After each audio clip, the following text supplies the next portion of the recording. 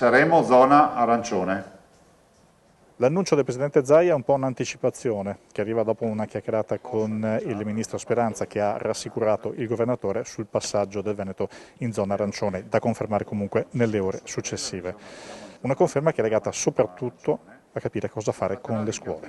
Mercoledì aprono e per noi aprono ovviamente le scuole, gli asili nido, le scuole degli 0-6, quindi le scuole dell'infanzia, le scuole elementari, le scuole medie e le scuole superiori al 50%, vorrà dire che faranno giorni alterni a scuola e giorni alterni in didattica a distanza. Questo fino al 30 di aprile.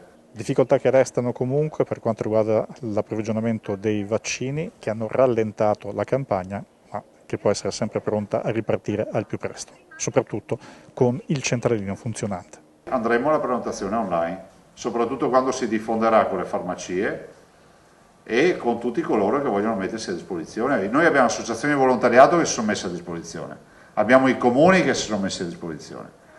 Questo ci permette di prenotare.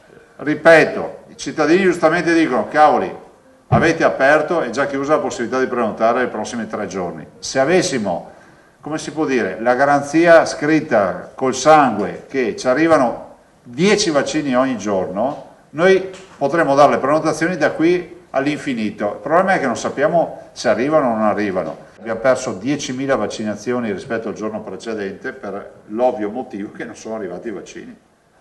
Cioè noi stiamo attendendo AstraZeneca che arriverà domani, 103.000 dosi, giusto? E Moderna oggi che sono 38.000 dosi. Ovvio che se avevamo AstraZeneca martedì o mercoledì noi non perdevamo 10.000 vaccini per strada.